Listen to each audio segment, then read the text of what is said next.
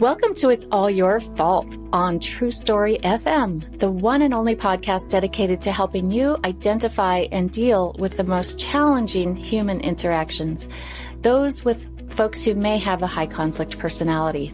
I'm Megan Hunter, and I'm here with my co-host, Bill Eddy. Hi, everybody. We are the co-founders of the High Conflict Institute in San Diego, California.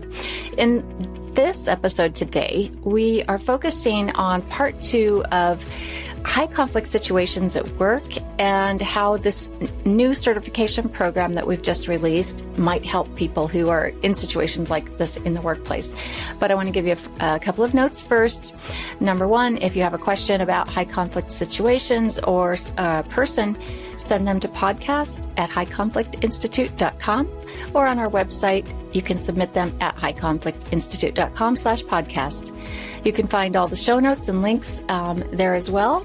And we'd love it if you gave us a rate or review and told your friends, family, or colleagues about us, especially if they're dealing with a high conflict situation.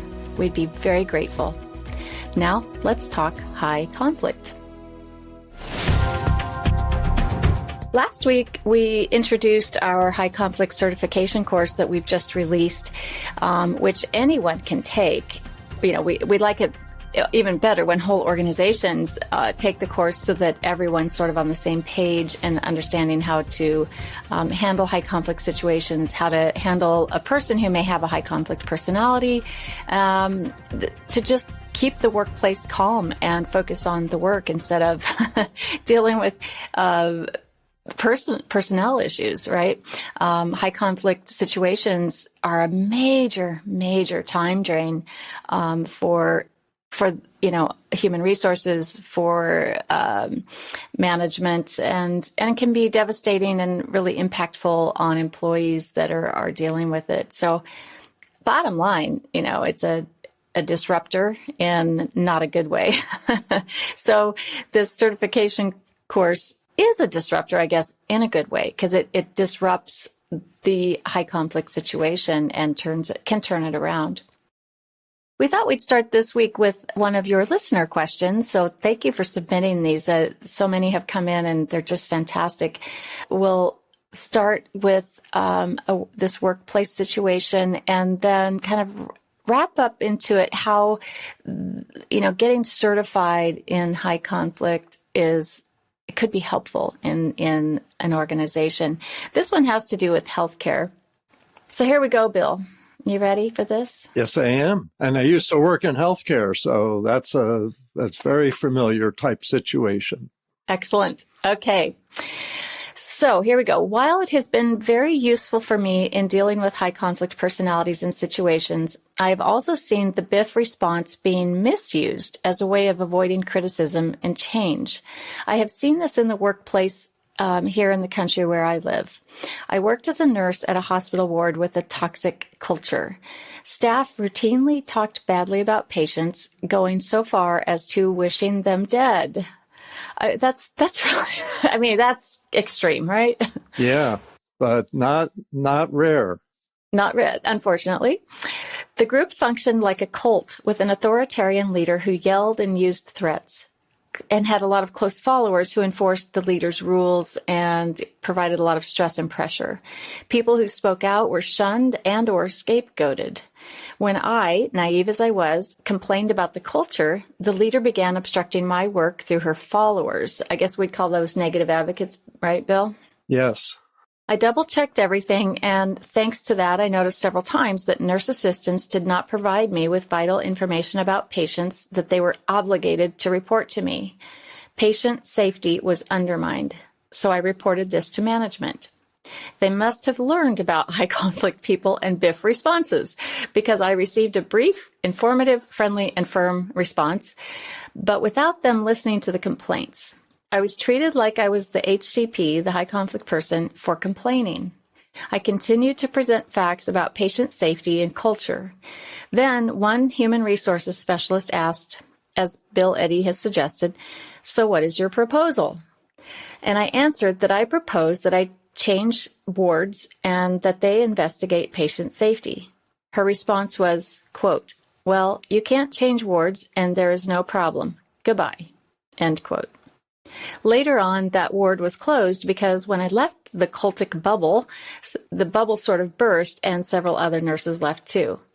My question is if you've seen this and how one can handle situations when BIFF responses are used to silence critics.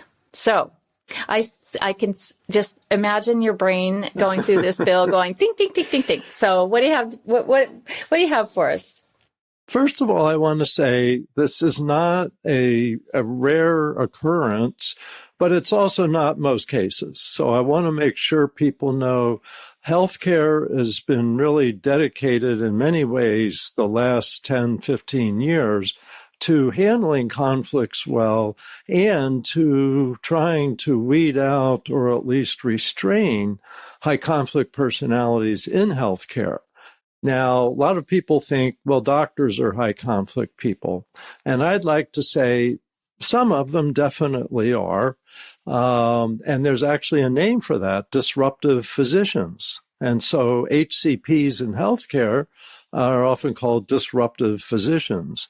But let's say that 80% of physicians are really good at conflict resolution, paying attention to their clients, and don't have high conflict personalities. But let's say 10 to 20%, as in the legal profession and other professions, do have high conflict personalities. And in healthcare, especially in hospitals, there's administrators too, at mid-level, top level, who can really, in many ways, terrorize their employees, and they've had little fiefdoms of power that for years we would hear about. So I'd like to say in the last 10 to 15 years, there's a real committed effort to working on conflict resolution, especially from the leadership level. I recall a book that came out called Nurse Bullies. Yeah. And I think they referred to like the queen, the head nurse, or there'd be a queen bully nurse or something like that. And I talked to a few nurses, and some had heard about it and others hadn't. And they said it kind of depends on the hospital as well. Exactly. And I think that's a very good point. So I do want to get into this one. And so we see some hospital organizations are tolerating high conflict personalities, high conflict behavior. By and large, most of them don't because they're learning these better systems. But there are cases like the one she's talking about. So let's talk about this. First of all, with bullying, there's one study that shows that in hospitals, men bully men and women bully women. And so it's not that unusual to see a female administrator bullying female nursing staff. Now, this use of BIFF and making proposals as a weapon is something that we're just starting to see now that these tools are getting out and about, that high conflict people turn anything positive into something negative. And so with BIFF responses, which we've explained before, brief, informative, friendly, and firm, the idea is you don't criticize what the other person has said. Instead, you just provide information. Keep it brief, informative, friendly, and firm. So in this example, what the nurse is saying is that someone told me, basically, they were brief, informative, friendly, and firm with me, and then basically criticizing me for my statement, my email or whatever it was. And that's not the purpose of a BIFF.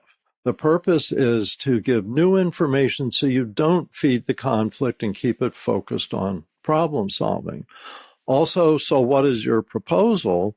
It doesn't sound in this case like they were interested, like they just said it. So it could be they had one of our trainings, but they're misusing it because it should lead to a discussion and questions. And so when the person said, so what's your proposal? And then I answered with my proposal, her response was no, basically. But her response should have been, let me ask you a couple questions about your proposal. I want to understand. That's the way you're supposed to deal with proposals. And then that might have led to, well, we can't change wards now, but perhaps in 6 months or some other discussion rather than just here's the door being slammed. So those are misuses of two tools. The question that she has at the end is, have you seen this? So by now you can tell I've seen this, and I actually have lived a little bit of this. I worked as a clinical social worker in a psychiatric hospital. And what's interesting, even in a psychiatric hospital, you get little pockets of high conflict people in charge of some other people. And I think, my mind goes back to key people who were difficult. I must say I was very pleased that the psychiatric hospital where I worked was by and large, I'd say 95% really dedicated, positive, supportive people. But you get, high conflict people can pop up anywhere. And the question is if the organization is able to, redirect them and change behavior or move them out. And that tends to be those two, redirecting or moving them out or training them, have been the solutions. So, yes, silencing critics, that's what high conflict people do. So I'm not surprised that the end of your story is that the ward was closed and that several other nurses left. So that's the bad news. The good news is there are skills. There's many good organizations, most I would say, and they're learning and dedicated to handling these situations better. Yeah, it is interesting to think of the tools being weaponized, right? Mm-hmm. It's sort of interesting. So then you have this battle of the tools. You're battling potentially high conflict person with your own tools. That's rough. That can be pretty challenging for people. So I guess, we would say you just stick with the tools, right? You keep using BIFF and you have to stay structured because it's not a perfect world. And we'd like to think that and really having this next level information about the high conflict personality and having the tools to deal with interactions with them, will solve everything. But as we see in this situation, the ward closed because it was just too toxic of a culture, right? And they weren't able to get a handle on it. So I suppose the key is to, take care of yourself, keep using your skills, focus on your own self-care, and keep as structured as you can. Yeah. Yeah. And let me add, with bullying in the workplace, it used to be you're supposed to report that to your supervisor. The trouble is the most common bully was the supervisor. Uh-huh. And so most organizations now have a policy that allows you to go to somebody else. You can go to human resources, go to another manager so that this is reported. And I think, with the Me Too movement and sexual harassment cases, Harvey Cancel Weinstein. Culture. Yeah. But I was thinking of like Harvey Weinstein and all these people, that people have to find somebody that's going to pay attention. What's interesting in Australia, and I'm guessing it's still true, I was at a conference about this several years ago about bullying, and they had at some point made executives personally liable. They could come out of their own pockets if they were informed of bullying and didn't do anything about it. And I think that's the kind of consequences that really gets attention. And I think with that they've done so much with workplace bullying. Their countries in Europe, interestingly, no state in the United States has an anti-bullying law. And there's a lot that have been proposed and someday will probably get passed. The Workplace Bullying Institute's been a driving force with that. And I think that's a good cause to raise awareness, because you've got to get to these top level people that have power over others by going even higher in the organization and having them pay attention. So this is an area of work, and it's good to know people working on it. It's too bad to know people are going through what this nurse went through. It's true. I recall working with a healthcare organization that provided doctors to a few area local hospitals. I was contacted during the pandemic, and it was when hospitals were hiring traveling nurses because they needed, extra staff. So of course, anytime you bring new people in, you kind of have to start all over again with the forming, storming, norming, and performing. So there's going to, be a storming part probably with almost all new people that come into a culture. And, if you have a high conflict personality in that mix, they're going to get stuck in that storming phase, and you're not going to get to the norming and performing. And that's what I was seeing a lot here was, I guess there were a few doctors that were identified as maybe potentially problem doctors. After some conversations with them, it became very clear to me which ones were and which ones were not, and that a lot of it was due to the storming phase, and just everybody was anxious and stressed during the pandemic. They didn't know how, a new traveling nurse coming into the hospital didn't understand some of the processes, and they'd bring their own, that's a recipe for some issues, right? But ordinary, reasonable people can work them out. But when you get a high conflict person in the mix, it can really get stuck there. So what I saw was just giving the doctors who didn't seem to have, these high conflict traits, some good skills, just really for connecting with the nurses, and just, they were so focused on what their job, patient care and treatment and all that. And I said, just take a few minutes and connect a little bit, how's your weekend? And, make a joke, buy pizza, whatever. And it really worked for all the doctors.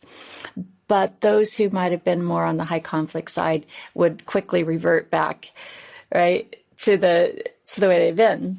Yeah. There's one thing what you're saying reminded me of is a study of doctors and who got sued and who didn't get sued. And the study looked at how they spoke to patients.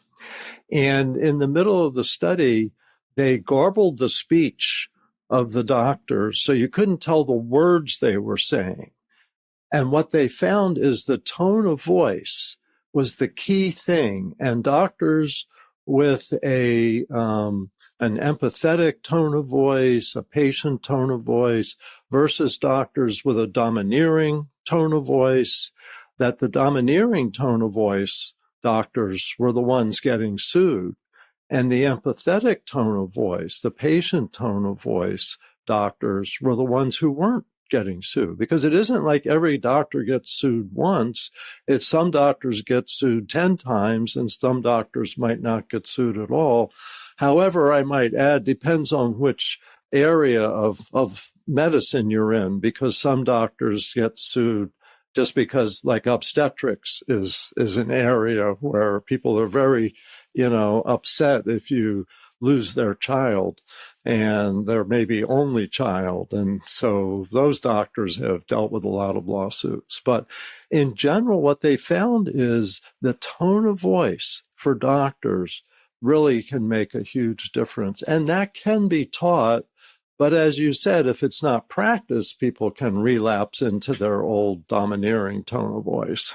And I would see the unmanaged emotions as well, when things didn't go their way. And I mean, everyone was tired. Everyone was stressed. The COVID patients were really sick, and there was a lot of death, and it was very hard on healthcare workers in all segments. So, those who could contain their emotions, they were even stressed, but just a little work with them about, just taking some good self-care, using your tone of voice, keeping it calm, and just connecting with those working in the hospitals and with the patients. It really seemed to help. But those who had those same stresses, like same scenario, same landscape, but couldn't manage their emotions, they'd end up yelling and screaming at other workers, and it was a real problem. And I think in those cases, either they are asked to leave, or they get assigned fewer shifts, or they get angry themselves and at the situation and go find somewhere else to work, or they retire. And actually, that's a good point, because some of the places that we've consulted and trained with, once we've given a training, it becomes obvious that certain people don't have the ability to change and learn these skills. And they often select themselves out of, either they leave the organization or they retire. And that's one of the benefits, like you said earlier, of training a whole organization to use the same tools and have the same knowledge.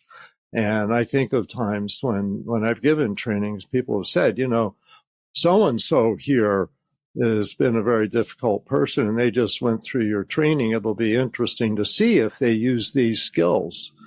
And then a month later, I hear back, no, they didn't use these skills. They just moved on. And they were quite relieved, because now the standard is to use these much more cooperative skills and not to tolerate high conflict behavior. Yep. We're not saying that you can't work with people who, have these types of personalities, or that, they should be denigrated in any way, or that we're mocking. And it's absolutely not. What we do, everything we do is and teach is to help people understand the rules of that other person's operating system, how they operate, so that you can do something differently that gives them a chance to stay, that gives them a chance to feel calm, that gives them a chance to feel rational, and a chance to succeed. And especially, there's some highly skilled, highly trained people in healthcare that organizations don't want to lose. And the solution that we've really focused on is coaching and training. And that brings us back to the high conflict certification course and how that can help people. And you may want to remind people how long that is and what they learned in that. Nice segue, Bill. So, as we both know, we can sometimes get in these conversations and end up talking on and on forever about this. We would love it. So the certification course, instead of giving someone a one-time coaching session, or someone coming to our training, where people really do love what we do and they take a lot of skills from it. But this is kind of the next level for someone to get an intensive training at your own convenience, really, because it's online, and so it makes it very easy. But basically, it's 10 weeks in length. You could do all 10 weeks probably in 24 hours. So let's call it 10 sessions, except for the live labs. You have to schedule those. But what is in the certification course is sort of the foundation first about, what is high conflict, what it's not. That's really important too. And we talk about the 5 high conflict personality types and their fear-based kind of operating system and patterns, and then ways to address each type. So you learn how to respond. First, really how to analyze dilemmas, because HCPs bring us a lot of dilemmas, and we have to stop and figure out what we're going to do about it. So that's one of the most important things, is stop yourself, and then learning to adapt how you communicate and interact with them. And that's using ear statements and BIFF responses. So ear for verbal and BIFF for written word. And then you have to practice this, because it's just not natural and normal right. for us, because we have our own default systems and a way of interacting with people, and our expectations, right? We expect that other people should be able to handle the way we interact, but we really have to adapt what we do, because they can't. And then we work around, do a lot of work around setting limits, because they don't stop themselves. That's the problem. That's the problem. And then we're afraid a lot of times to set a boundary with them, because we feel frightened. We're walking on eggshells. We are afraid of retribution, or maybe some public shaming, or even getting yelled at. So instead of setting limits with high conflict people, who need them more than anyone in the world, and it's a gift to them to give them boundaries, we give them the least boundaries in the world. the way I look at it, because we're afraid, we're walking on eggshells. So it's a very important part of this. And I think for anyone in the workplace, like who would take this certification course, I think it's for anyone, truly, that any type of business, any type of organization, nonprofit, whatever, where you are working with people, it's good to get skilled up. HR, anyone, even if you're an employee and you're not in management or anything, it's good to take this. If you're dealing with another, a coworker or a boss or anyone who might be high conflict. So that's kind of it, except for the real game changer, I think, with this is the practice part. And that's why we have 2 live labs built into it in the 8th and 10th weeks. So you really have to practice with our live lab coach, all these skills. That, to me, I think will be the most helpful, don't you? Yeah. I think also that learning this knowledge and learning to use these skills helps you feel, like our tagline, more inner peace. Also gives you confidence, because more and more people are getting caught by surprise by high conflict behavior.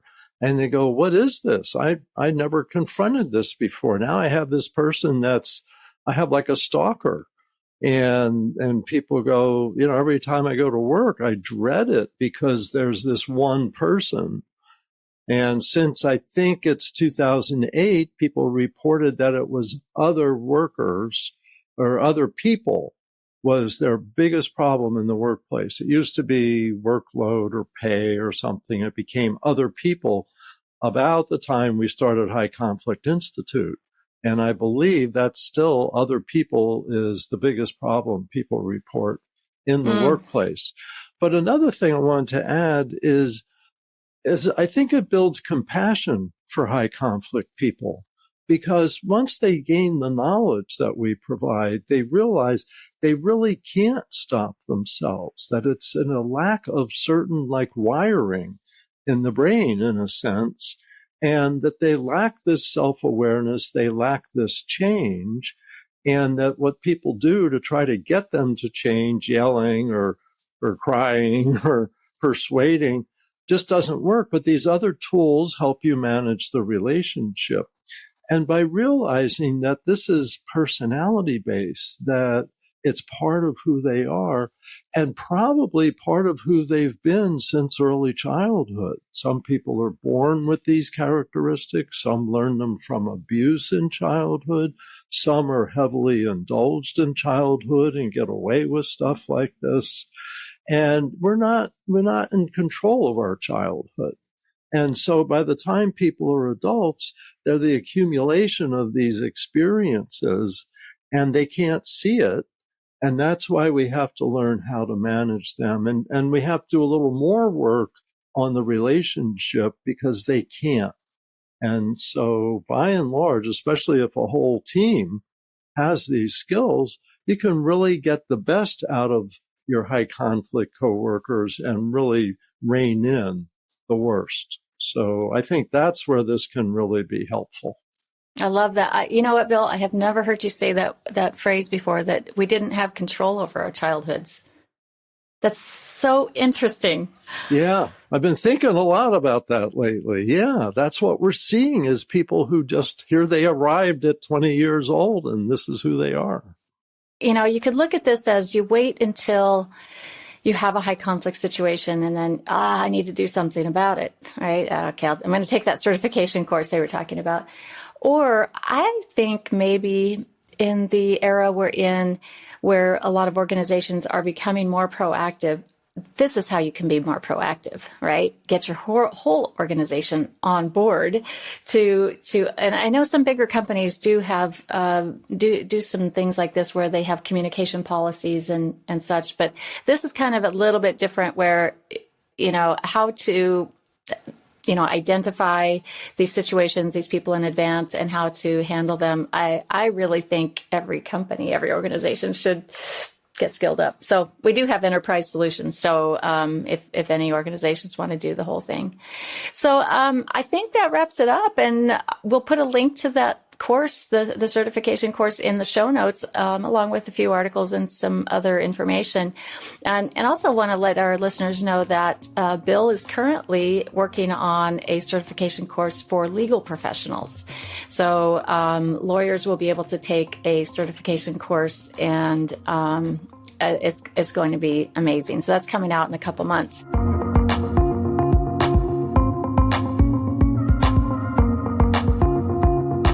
Next week, we're going to continue talking about written communications and more of the intricacies of using BIFF. And why are we staying on this subject and talk about it so much? Because it's probably the biggest problem out there. Bill and I were chatting before we recorded today about a lot of our coaching and consulting is around written communication. So we'll break down some actual emails and kind of show what should be responded to and what shouldn't be responded to and how to do it. And we'll be basing that all on the book we released last year. We wrote together called BIFF at Work. And we'll be answering some listener questions that focus on emails, texts, and other written communications. If you have any questions, send them to podcast@highconflictinstitute.com or submit them to highconflictinstitute.com/podcast. Tell all your friends about us, and we'd be really grateful if you'd leave us a review wherever you listen to us. Until next week, have a great week and practice biffing as much as you can so you can find the missing piece. It's All Your Fault is a production of True Story FM. Engineering by Andy Nelson. Music by Wolf Samuels, John Coggins, and Ziv Moran. Find the show notes, and transcripts at truestory.fm or highconflictinstitute.com/podcast. If your podcast app allows ratings and reviews, please consider doing that for our show.